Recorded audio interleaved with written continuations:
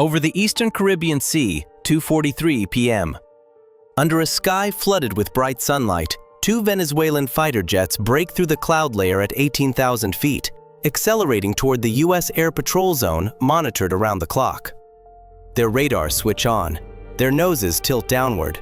Below them, the ocean is calm, but the command networks watching this airspace are anything but. On the surface, it looks like a familiar approach. Two aging airframes probing a well-known route. The Venezuelan pilots believe they can create an element of surprise against the most expensive military network ever built.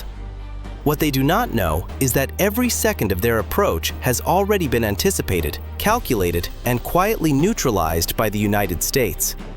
At the front line of U.S. air power is a fighter element of F-35A Lightning IIs, each aircraft carrying a procurement price of roughly $80 to $90 million, with lifetime costs that can exceed $40 million more once training, maintenance, and long-term logistics are fully accounted for. But the F-35 does not fight like a boxer charging into the ring. It behaves more like a cold-blooded accountant, constantly adding and subtracting probabilities. Its maximum speed of Mach 1.6, about 1,180 miles per hour, is merely a means of movement. What truly creates lethality is the ability to detect targets at long range and fire before the opponent fully understands what is happening. Inside its stealth weapons bay, each missile is a pre-signed check worth around $1 million, waiting only for authorization. Above the battle space, the E-2 Hawkeye functions like an armed air traffic controller. With a radar surveillance radius of over 250 miles, it can see hundreds of targets at once and decide who is allowed to enter dangerous airspace. The Hawkeye never fires a shot, yet it is the aircraft that grants permission to shoot, turning extremely expensive firepower into a precise instrument rather than a blunt one. In the coldest comparison, the Hawkeye holds the wallet, while the fighters are merely the hands allowed to withdraw money. At sea, an Aegis-equipped warship resembles a mobile vault. With dozens to more than 90 vertical launch cells, each holding an option worth millions of dollars, the ship does not need to look aggressive to be intimidating. Its Spy-6 radar works like a tireless gatekeeper, monitoring multiple approach corridors simultaneously and constantly whispering targeting data to aircraft overhead. Its mere presence is often enough to force an opponent to rethink fuel limits, timing, and acceptable risk. Then come the numbers that define pure deterrence. The AIM-120D, with a publicly stated range of over 100 miles, a speed exceeding Mach 4, and a unit cost of approximately $1 to $1.5 million, is not a weapon meant for show. It is a reminder that the United States can choose not to fire, not because it lacks capability, but because every shot has a price, and the budget allows for patience. Taken as a whole, this architecture resembles a thinking financial machine. Sensors are the eyes, weapons are capital, and command is the brain. When it responds instantly, it is not emotion at work. It is because every number has already been calculated in advance. 2:43 p.m. When the sky begins to speak. On the circular AWACS display, two bright points appear almost simultaneously. Sharp, stable, unblinking. Not interference, not a display error. Two Venezuelan fighter jets are pushing out from the northern coastline, heading north-northeast, approximately 210 to 230 nautical miles from the U.S. patrol area. Far enough to avoid triggering an immediate crisis, yet close enough to force the system awake. Their speed is held steady at 420 to 450 knots, faster than routine cruise, slower than a full combat dash. This is not the speed of haste. It is the speed of calculation. A pace that allows observation of the opponent's reaction while preserving room to adjust. The E-3 Sentry's radar was built for moments like this. With a published surveillance range of over 250 miles, it is not searching for those aircraft. It saw them earlier, before they even cleared land. On the screen, algorithms go to work instantly, drawing vectors, calculating closure rates, projecting intercept points in three-dimensional space. Within seconds, The two bright dots are no longer just aircraft, they become a developing behavioral pattern. Tiny heading corrections, altitude changes of only a few hundred feet, gentle S-shaped tracks. Not enough to qualify as tactical maneuvering, but clear enough to signal one thing. The pilots are probing for a reaction, not merely transiting. Inside the US command network, no one raises their voice. No rapid-fire commands. The operations lead reads the data evenly, almost coldly. Range 198 nautical miles. Closure rate 720 knots. Estimated intercept time 16 minutes. The objective at this moment is not to shoot anyone down. The objective is to eliminate ambiguity, because in the air, ambiguity kills faster than missiles. 2:48 p.m. 5 minutes later, the picture has already changed. Two US fighters on patrol, less than 90 nautical miles from the convergence zone, begin to shift formation. No dramatic scramble call, no warning sirens, no flashing red lights, just a short instruction over the data link. Transition to intercept geometry.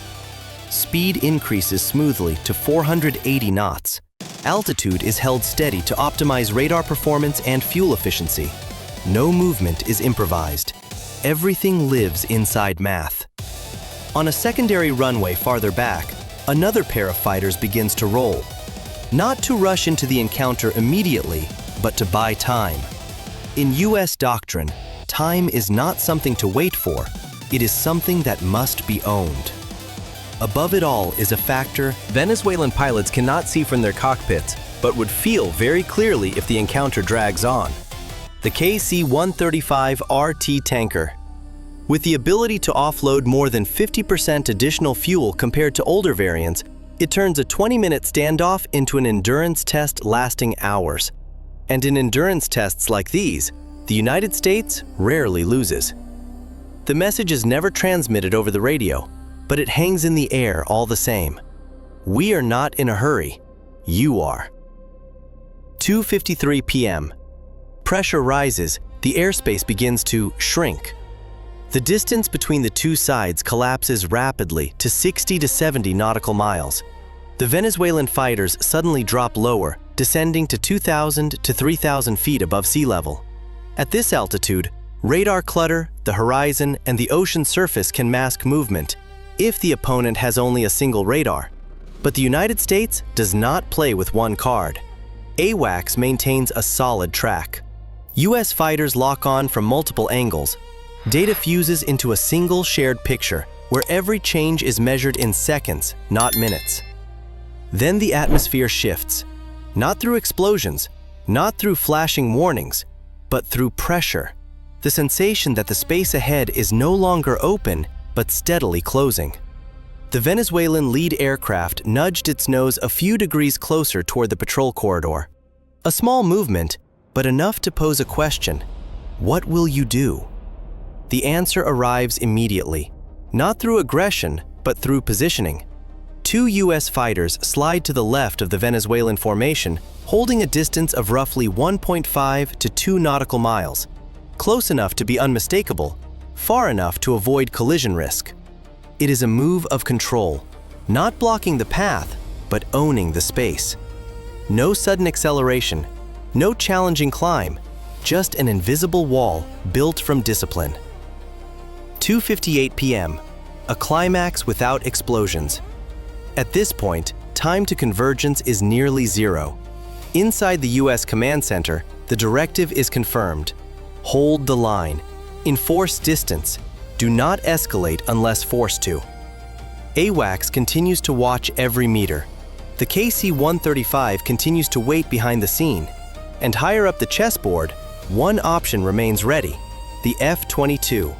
It does not need to appear, it only needs to exist in the equation. With sustained supercruise capability above Mach 1.5 without afterburner, an F-22 could erase dozens of nautical miles in minutes, rendering the opponent's calculations obsolete before they can react. This is the moment reality becomes clear to the Venezuelan pilots. They are not facing two aircraft. They are facing a system that knows how to wait. Escalation at this point is no longer brave. It becomes irrational. Pressure dissolves in the most familiar way in modern air combat history. Not through fire, but through tactical fatigue. The Venezuelan lead turns first, smoothly, under control. The second follows. Speed decreases. Heading shifts back toward land. U.S. fighters shadow them for several more minutes, holding 3 to 4 nautical miles of separation, confirming that the withdrawal is genuine. Then they widen formation and return to patrol geometry, as if nothing unusual had occurred. 3:12 p.m. The sky falls silent again. The sky fell silent again. Venezuela had just learned a harsh lesson about modern deterrence. When the control system is tight enough, the most sensible option for the adversary is to retreat. The encounter ends without a single AIM-120 AMRAAM missile being fired, without a single combat flight hour being written off as loss. Yet it is precisely this absence of kinetic action that produces a strategic effect greater than any brief exchange of fire. For Venezuela, the withdrawal is never fully explained. Official references to routine training may cover the political surface, but they do not erase the real costs. Each fighter sortie consumes tens of thousands of dollars per flight hour, wearing down airframes with a designed service life of roughly 6,000 to 8,000 hours. More critically, the entire approach exposes flight paths, maneuvering habits, radio discipline, and pilot reaction thresholds. In modern air warfare, being recorded can be more dangerous than being targeted. The United States walks away with data, acceleration profiles, formation discipline, and behavior under pressure. Direct inputs for simulations, intercept algorithms, and future deterrence planning. For the United States, the outcome reinforces a core principle: dominance without drama. No escalation, no wreckage imagery, no political crisis demanding explanation. Superiority emerges from a layered architecture.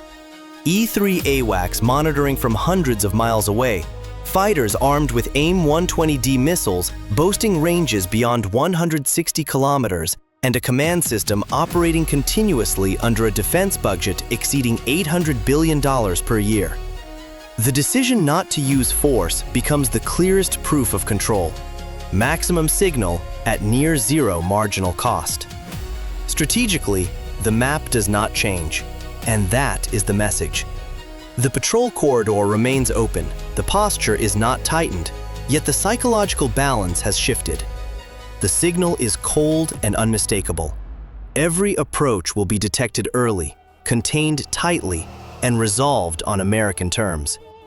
In modern air power competition, victory does not lie in shooting an adversary down, but in convincing them that taking one more step forward only raises the price without delivering any benefit at all. After the encounter, the way each side recounts the event quickly reveals a contrast. Venezuelan media emphasize sovereignty and describe the flight as a routine operation. On the other side, the American response is almost minimal.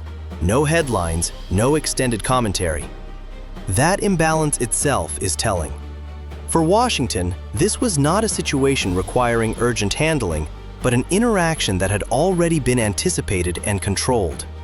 Silence, in this case, is not avoidance. It is a signal of initiative. The episode resembles a probing move made on a chessboard where the position is already locked. There is no violent counterstrike, no direct confrontation.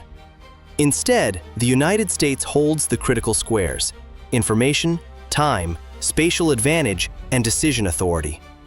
When these elements are firmly in one side's hands, the opponent may maneuver, but cannot produce any meaningful change. The core issue lies in how deterrence is executed. In modern military environments, power is no longer measured by levels of destruction, but by the ability to shape behavior without crossing the threshold of conflict. The American response demonstrates that control does not require spectacle. A steady presence, precise awareness, and disciplined restraint are enough to make escalation unattractive. In the end, everything returns to baseline. Fighters resume their patrols. Radar continues to sweep the sky. There is no visible shift in posture, and that, in itself, is the message. The challenge has been received, processed, and neutralized without generating a new scenario. And over the Caribbean sky, the equation has been solved, quietly.